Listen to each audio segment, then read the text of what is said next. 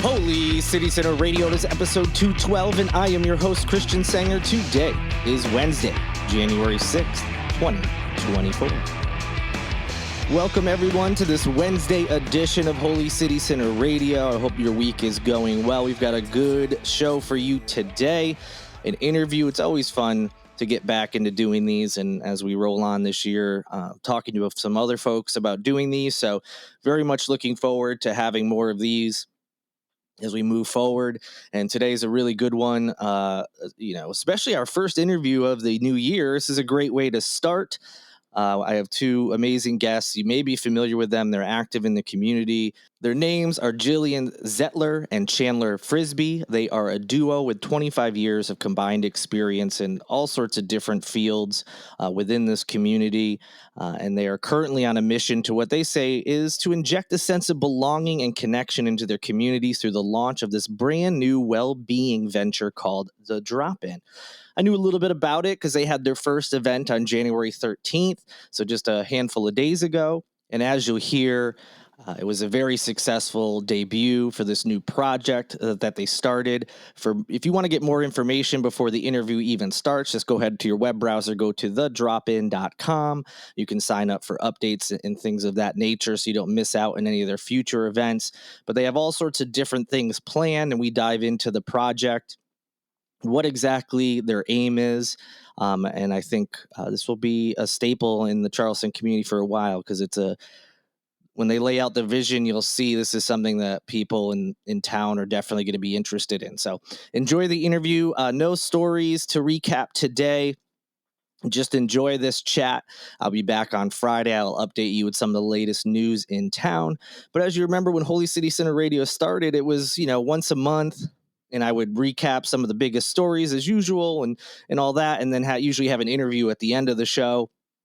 So that's kind of how it started, topics and chats with people in town, newsmakers, people doing good things in the Holy City. And it's nice to get back to that and chatting with some folks that are doing things throughout within the community.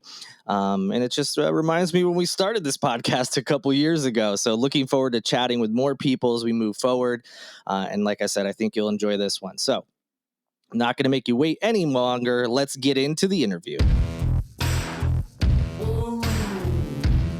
And joining me now are the guests I promised, Gillian Zettler and Chandler Frisbie, a duo with 25 years of combined experience in executive leadership, coaching, and development. And they are now on a mission to bring a sense of belonging and connection into their communities through the launch of this brand new well-being venture called The Drop-In. We're going to get into that, everything you need to know about it. But first, thank you both for joining me. I really appreciate it. Thank you. You're so welcome. Thanks for having us. Of course. We were just talking off mic. We're, all familiar with each other, at least through social media or podcasts and things. So it's great to have you here. And even though I know a little bit about your background, some listeners may not. So, and whoever wants to go first is fine. Just, let us know who you are, what your experience is here in Charleston. And again, whoever would like to take the mic first, go right ahead. Go ahead, Jan. All you. I'm happy to start.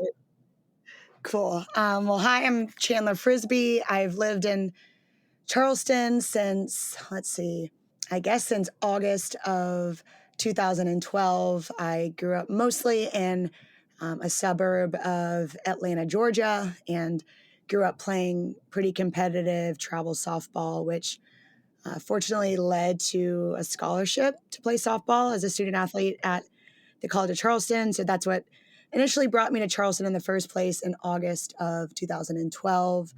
I graduated in 4 years and instantly fell in love with the city. And I decided that I probably wasn't going to move back home to Atlanta. So since 2016, I've lived in Charleston officially out of college, and I started working for Lululemon, which led to opportunities to facilitate movement, which is where I met Gillian for the very first time almost a decade ago. And that's kind of where our journey as friends began. And I currently live on Johns Island with my fiance and our 2 dogs and a cat, and I love living by the water, and that's me. Long walks in the park and Yeah. matcha lattes. Yeah. And white picket fence with a tire swing. No, I do not have that. But yeah, that's a little bit about me.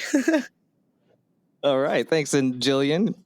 Yes. So my name is Gillian Zettler. Like Chandler said, our friendship pretty much started with my landing here in Charleston over a decade ago. I moved to Charleston, and that the impetus of that was to take the role as the executive director for the Charleston Wine and Food Festival, which is a post I held for about a decade.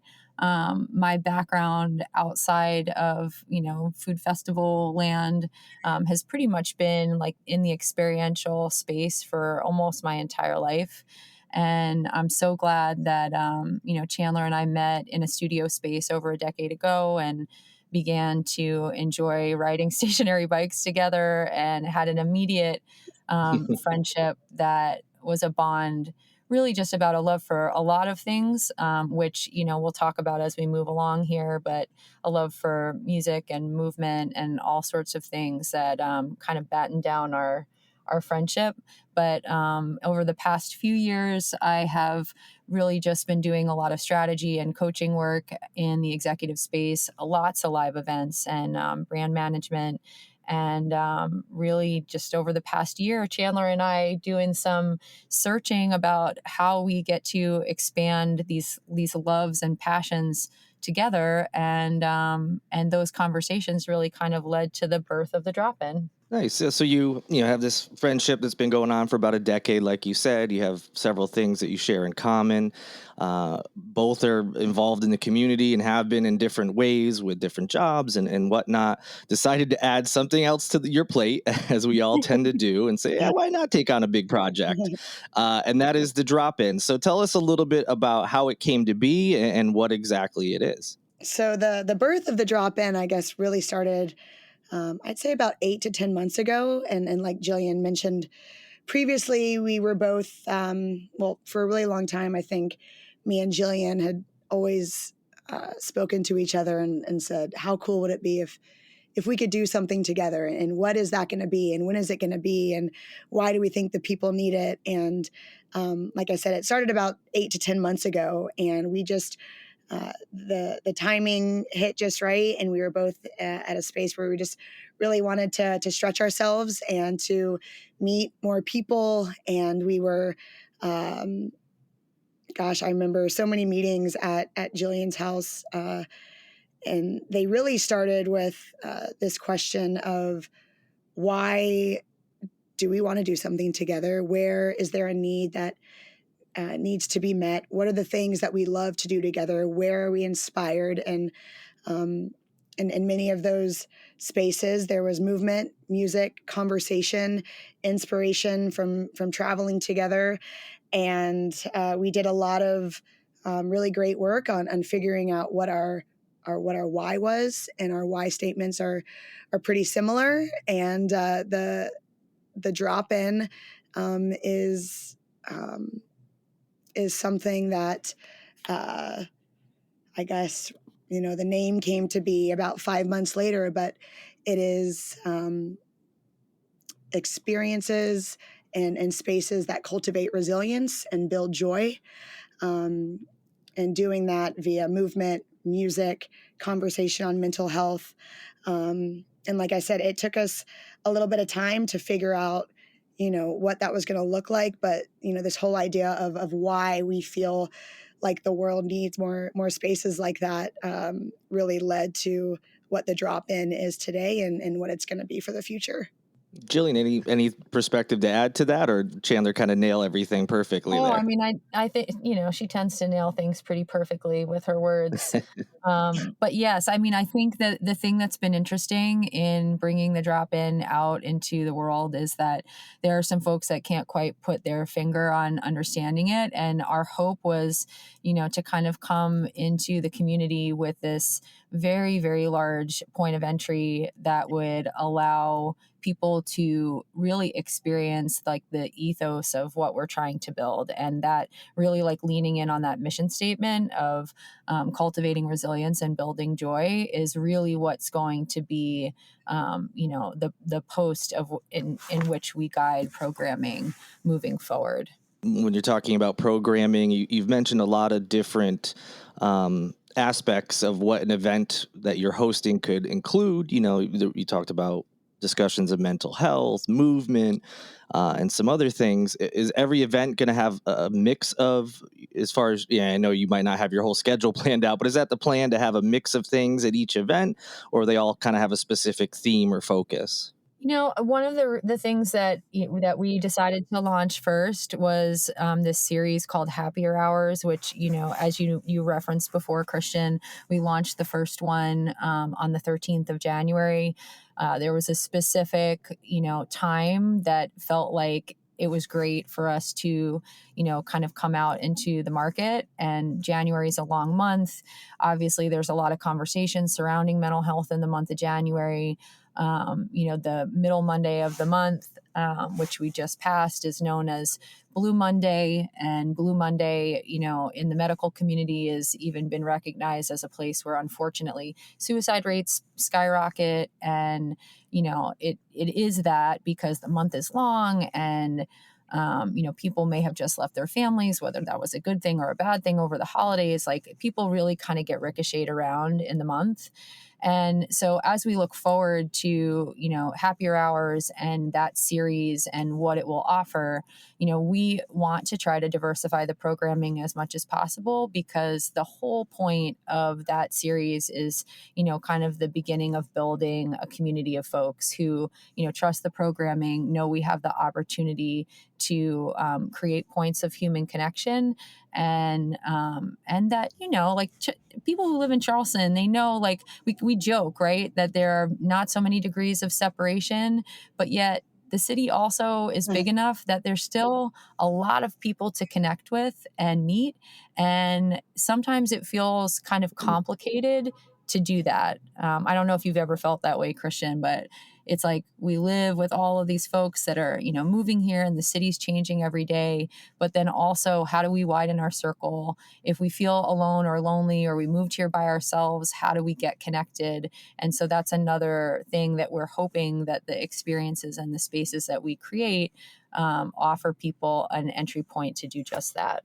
Yeah, definitely know that feeling. Like you said, it's a city, but it's a small town feel. But every once in a while you realize, oh no, there's a ton of people that either I haven't met yet that are really great, or there's great people that I've met and know, but I don't ever really see them that often. So I certainly know what you're talking about. Yeah. And a lot of the best connections, I don't know if you all have noticed this, can come from events like this, whether it's a happy hour or networking or whatever it is. When you can meet new people and you're doing something fun, it's really easy to bond over stuff like that. Yeah, Absolutely. absolutely.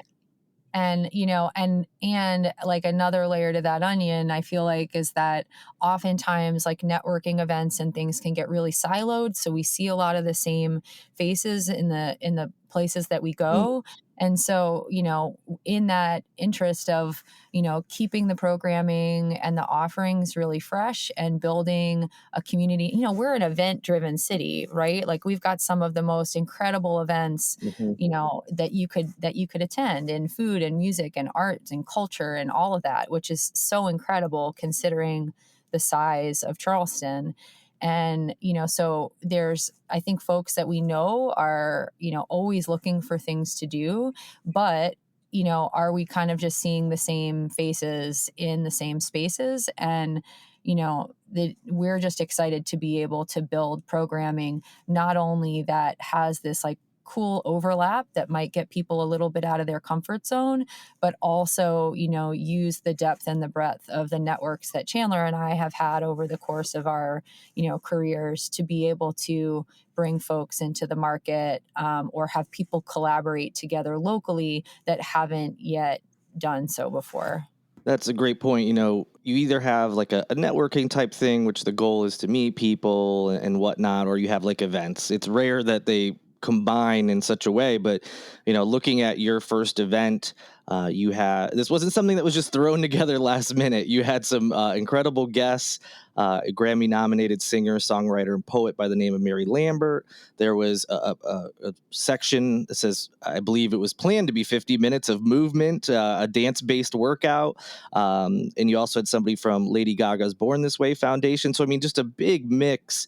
And they were there to talk about, youth mental health and what have you. So a nice mix, entertainment, in different forms, exercise, and then also, just like you said, a chance to meet potentially new people and bond over those things. So it's a nice mix, it seems, of, hey, you can meet some great folks who have similar likes that you do, or things that you're interested in. There's a bunch of people who are also interested in that, but you also get entertained, you have some fun, you might learn something new as well. It seems like it's a really good mix of all of those things. Yeah, I think after the evening was over, we noticed, and even while the event was going on, there were so many people that showed up by themselves, which takes that level of courage, but also curiosity. There was a lot of people that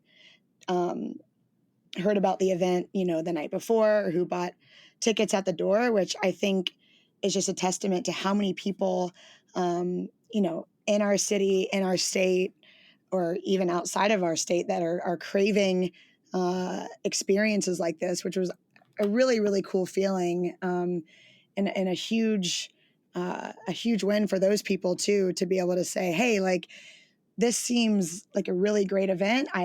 I have a lot of curiosity behind what this might be, but I'm going to step into this space anyways. And I think it shows, this desire for people to want to connect with people. And I think if connection was easy, then we would all do it. And it was cool to be able to provide those experiences for those people, and to say that there was probably 30 to 40% of people there that I had met for the very first time, who lived in Charleston and who had been a lot of the same spaces that I was in already, and we just didn't know each other, or people that took it upon themselves to say, hey, I'm interested in this, I'm craving this right now, I'm gonna feel a little bit fearful, and I'm still gonna show up anyways. And it was great to see the energy shift from the very start of the event and to this euphoric feeling of people walking out of the door later, around 7:30, 8 p.m. Christian, one of the coolest things that happened, in the ramp up to the event, and, I love to talk to strangers. Like that's something that my father, I mean, it sounds like, why is your father teaching a child to talk to strangers? But he always used to say, you're stuck in line, you're in a store, you're getting a cup of coffee, strike up the conversation, because you just don't know who you're sitting next to, or like how that's going to impact the connection that person feels for the day. And something I've tried to carry with me for my whole life. And, a couple of days prior to the event, we're out and running errands for last minute things that you always need when it comes to events. And I'm in the line at Home Depot and, asking questions about carpet tape, which, again, like all the crazy things that you purchase and you're looking for when you're in the event space.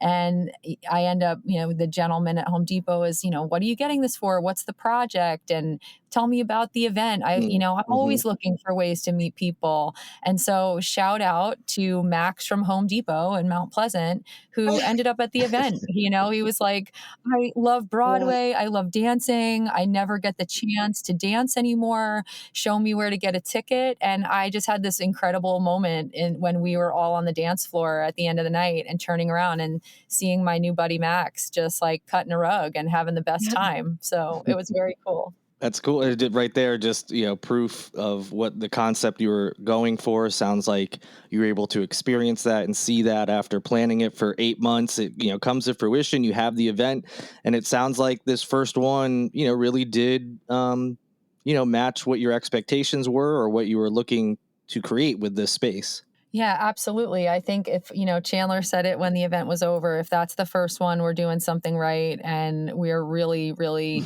excited to be able to unveil, some things that we have in the hopper.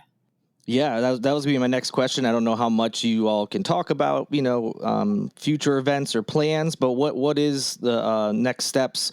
What are you guys working on right now as far as events or other programming? What we can share for right now is that Happier Hours is a permanent series. It's, the Happier Hour series is something that we know will have, multiple offerings throughout the course of the year. And I would say, which it sounds like very cryptic and secretive, but we're really excited to be able to announce the next couple of drops before the end of the month. You've just been kind enough to talk to us about it so fresh after the event, Christian, that we're not ready to break that news yet. But before the end of the month, I think people can expect the next couple of drops. Awesome. Looking forward to it. And of course, I'll share that on my channels and things, just like the first event. But for people who don't want to wait and make sure they're the first to know about these things, they can go to thedropin.com. You guys have a little button there where you can sign up. Looks like you can add your email so that people will get the information directly from you all. Is that probably the best bet for people who want to learn more and get alerted as soon as possible? Yep. Or if they have social media platforms, they could always follow us on Come Drop In, which is our Instagram handle. And we have a Facebook page as well. Very cool. So we've talked about the first event, plans. We can't get into too many details yet about the future, but is there anything else related to this project that I didn't ask you all about that you think is important or just want to share with everybody? Well, the only thing that comes to mind for me is just, Chandler and I, even in our personal lives, have just been talking a lot about, how do you build resiliency? How do you cultivate joy? We're not the authority on all things, and certainly not in the space of mental health. But I feel like, and Chan, jump in here anywhere, but I feel like what has been ever present as we've been trying to deepen connections and throw out opportunities for collaborations and future events is that there are so many people that want to contribute to building experiences like the ones that we want to create. And there are so many incredible folks, like Born This Way, like Find Your Anchor, and folks that came up to us even at the first event saying, this is what I do. Like I have actionable tools and takeaways and a framework to help. And what we hope is that, we're not the aficionados on mental health, but I do think the two of us know how to create some great spaces and experiences that hopefully people feel like they belong. And we really look forward to inviting some really incredible folks, into these rooms and spaces that can offer people more of what we think they really need. Awesome. Thank you so much for, sharing all this information about your vision, what you're planning on creating for the community. I think there's a lot of people, which you don't need me to tell you this. You've already had an event, you've seen it, you hear it, you're out in the community, but it sounds like something that a lot of people in this area will be interested in. And I'm sure, the attendance will just keep growing as it goes forward. And I look forward to hearing what you all have to announce here before the end of the month.